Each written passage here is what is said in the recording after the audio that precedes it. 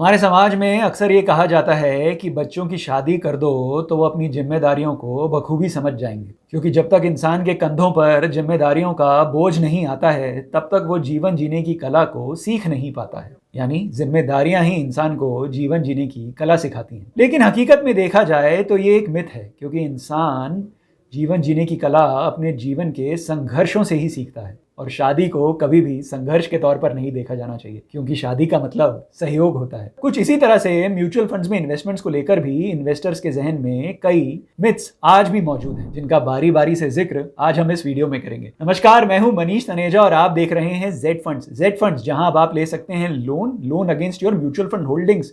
जी हाँ, loan against mutual fund is now available on Z funds app. तो आज ही जेड फंड्स ऐप डाउनलोड करें, बात करें अपने जेड फंड एक्सपर्ट से और जानें loan against mutual fund feature के। मिथ का मीनिंग होता है कोई ऐसी चीज जिसे हम वर्षों से सच मान पड़े हैं, लेकिन असल में वो सच ही नहीं है। आइए अब आते हैं वीडियो के टॉपिक पर और जानते हैं म्यूचुअल फंड्स से जुड़े कुछ मिथ्स के बारे में। इन्वेस्टर्स के मन में म्यूचुअल फंड्स से जुड़ा सबसे पहला मिथ है कि जिस म्यूचुअल फंड स्कीम की एनएवी कम होती है वो म्यूचुअल फंड स्कीम इन्वेस्टमेंट्स के लिए सही होती है, क्योंकि उसके तेजी से ऊपर जाने की संभावना होती है। यही कारण है कि कुछ इन्वेस्टर्स मानते हैं कि एनएफओज में, क्योंकि एनएवी 10 रुपये पे अलॉट हो रही है, इन्वेस्ट कर लेना चाहिए।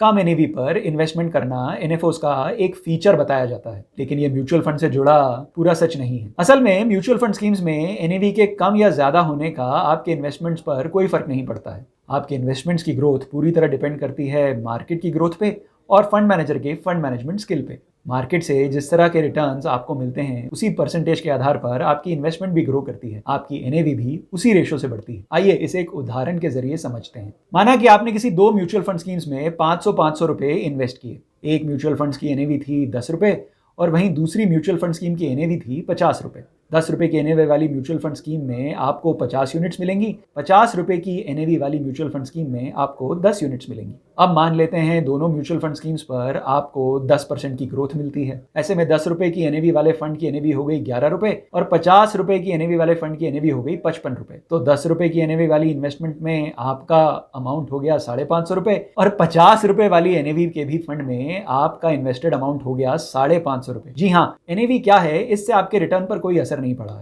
असर पड़ा एनएवी के ग्रोथ रेट से। इसलिए एनएवी को ना देखें फंड किस रेट से ग्रो कर रहा है और आने वाले समय में फंड मैनेजर किस रेट से इस एनएवी को ग्रो कर पाएंगे। अगला मिथ है म्यूचुअल फंड स्कीम ने पास्ट में ज्यादा रिटर्न्स दिए हैं तो वो आने वाले समय में भी हाई रिटर्न्स देगी। ये भ्रम कई बार रिटेल इन्वेस्टर्स में ज्यादा देखने को मिलता है। इन्वेस्टर्स ऐसी म्यूचुअल फंड स्कीम्स का चुनाव करते हैं जिसने पास्ट में अपने इन्वेस्टर्स को हाई रिटर्न्स दिए हैं, खासकर पिछले 1-1.5-2 सालों में। जैसे कि स्मॉल कैप कैटेगरी की म्यूचुअल फंड स्कीम्स पिछले 1.5-2 सालों में, क्योंकि इन्वेस्टर्स ने स्मॉल कैप फंड्स में 50 से 70% तक का सालाना रिटर्न बनाया है, उन्हें लगता है स्मॉल कैप म्यूचुअल फंड्स ही उनके लिए सही हैं। लेकिन म्यूचुअल फंड्स में इन्वेस्टमेंट से जुड़ा ये मिथ इन्वेस्टर्स के लिए सबसे ज़्यादा लॉस मेकिंग हो सकता है, क्योंकि पास्ट रिटर्न्स फ्यूचर रिटर्न्स की कोई गारंटी नहीं है। अगर किसी म्यूचुअल फंड स्कीम ने पिछले 1 साल में 50, 60, 70% का रिटर्न दिया है तो बहुत हाई प्रोबेबिलिटी है कि वो अगले 1 साल या अगले 2 सालों में 50, 60, 70% का रिटर्न नहीं देगी। तो पिछले 1-1.5-2 सालों के रिटर्न्स देखकर अगले 1-1.5-2 सालों के लिए म्यूचुअल फंड स्कीम्स में इन्वेस्ट ना करें। म्यूचुअल फंड इन्वेस्टमेंट से जुड़ा अगला मिथ है कि 1 साल बाद आमतौर पर एग्जिट लोड नहीं देना पड़ता, लेकिन ये भी पूरी तरह से सही नहीं है, क्योंकि ये स्कीम की कैरेक्टरिस्टिक पर डिपेंड करता है। अगर स्कीम ईएलएसए स्कीम है जिसमें 3 साल का लॉक इन पीरियड है, या क्लोज्ड एंडेड स्कीम है जिसमें से इन्वेस्टर्स तभी पैसा निकाल सकते हैं जब फंड मैनेजर्स अलाउ करें, तो एग्जिट लोड कोई मायने नहीं रखता। यहाँ पर एक पॉइंट और समझाना चाहूंगा। अगर आप ईएलएसएस फंड में एसआईपी करते हैं तो हर एसआईपी का 3 साल का लॉक इन पीरियड होता है। एक एग्जांपल से समझाता हूँ। जैसे मान लीजिए आपने एक ईएलएसएस फंड में अक्टूबर 2024 में एसआईपी शुरू करी, तो जो अक्टूबर 2024 में इन्वेस्टमेंट हुई है उसे आप अक्टूबर 2027 तक नहीं निकाल पाएंगे। जो नवंबर 2024 में इन्वेस्टमेंट हुई है वो आप नवंबर 2027 तक नहीं निकाल पाएंगे, और दिसंबर 2024 में लगी सिप को आप दिसंबर 2027 तक नहीं निकाल पाएंगे। तो ध्यान दें, जब आप ईएलएसएस में एसआईपी शुरू कर रहे हैं तो हर एसआईपी का 3 साल का लॉक इन पीरियड होता है। इन्वेस्ट करने से पहले देख लें स्कीम ओपन एंडेड है या क्लोज्ड एंडेड है और उसमें एग्जिट लोड क्या है। कई बार एग्जिट लोड 15 दिन का भी होता है और कई बार एग्जिट लोड 3 साल तक का भी होता है।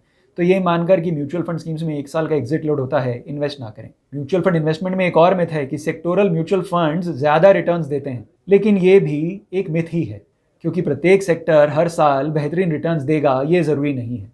सेक्टोरल म्यूचुअल फंड्स एक पर्टिकुलर सेक्टर की कंपनीज के स्टॉक्स में अपना पैसा इन्वेस्ट करते हैं। कोरोना काल में आईटी और फार्मा सेक्टर के स्टॉक्स ने बहुत बेहतरीन रिटर्न्स दिए थे, तो फार्मा और आईटी सेक्टर्स की म्यूचुअल फंड स्कीम्स में बेहतरीन रिटर्न्स दिए थे। पिछले 1-1.5-2 सालों में आपने देखा होगा पीएसयू और डिफेंस सेक्टर के स्टॉक्स ने बेहतरीन रिटर्न्स दिए हैं। तो ये सोचकर कि सेक्टोरल फंड्स हमेशा लार्ज कैप फंड से बेहतर रिटर्न्स देते हैं या मल्टी कैप फंड से बेहतर रिटर्न देते हैं, इन्वेस्ट ना करें। जाने कौन सा सेक्टोरल फंड किस समय के लिए सही है, और इसके लिए बात करें अपने जेड फंड एक्सपर्ट से। एक और मिथ कि जिस फंड का लो एक्सपेंस रेशो है वो फंड बेटर है। एक्सपेंस रेशो क्लाइंट्स के, इन्वेस्टर्स के रिटर्न्स को इंपैक्ट करता है, पर जरूरी नहीं है कि एक लो एक्सपेंस रेशो वाला फंड ही बेटर फंड हो। इन्वेस्टर्स को इन्वेस्ट करने से पहले एक्सपेंस के अलावा फंड मैनेजमेंट स्ट्रैटेजी देखनी जरूरी है। अगर कोई फंड मैनेजर ज्यादा एक्सपेंस चार्ज कर रहा है पर वो पोस्ट एक्सपेंस आपको एक लो एक्सपेंस वाले फंड से बेटर रिटर्न्स दे रहा है, तो एक्सपेंस रेशो मायने नहीं रखता। केवल एक्सपेंस रेशो देखकर फंड में इन्वेस्ट करना समझदारी नहीं है। फंड में इन्वेस्ट करने से पहले फंड से जुड़े हुए रिस्क और फंड मैनेजमेंट प्रोसेस को समझें। अगला मिथ कि हाई एएम वाली म्यूचुअल फंड स्कीम्स इन्वेस्टमेंट्स के लिहाज से बेकार हैं, लेकिन ये भी एक मिथ ही है। ये जरूरी नहीं है कि हाई एएम वाले म्यूचुअल फंड ज्यादा रिटर्न्स नहीं देते। किसी भी म्यूचुअल फंड स्कीम का परफॉर्मेंस उसके फंड मैनेजमेंट प्रोसेस पे डिपेंड करता है। कुछ और मिथ्स जिन्हें इन्वेस्टर सही मानते हैं कि म्यूचुअल फंड्स की तुलना में डायरेक्ट स्टॉक्स ज्यादा रिटर्न्स देते हैं, म्यूचुअल फंड में इन्वेस्टर्स के लिए डीमैट अकाउंट होना अनिवार्य है, और म्यूचुअल फंड्स में पैसा इन्वेस्ट करने से पैसा डूब जाता है। इन मिथ्स को दूर करने के लिए आज ही एक जेड फंड एक्सपर्ट से बात करें। म्यूचुअल फंड सही हैं और जेड फंड्स पे म्यूचुअल फंड्स सही और आसान है। अधिक जानकारी के लिए आज ही जेड फंड्स ऐप डाउनलोड करें और बात करें अपने जेड फंड एक्सपर्ट से। जेड फंड्स, जहां है आपकी इन्वेस्टमेंट्स सही और आसान। Mutual fund investments are subject to market risks. Read all scheme related documents carefully.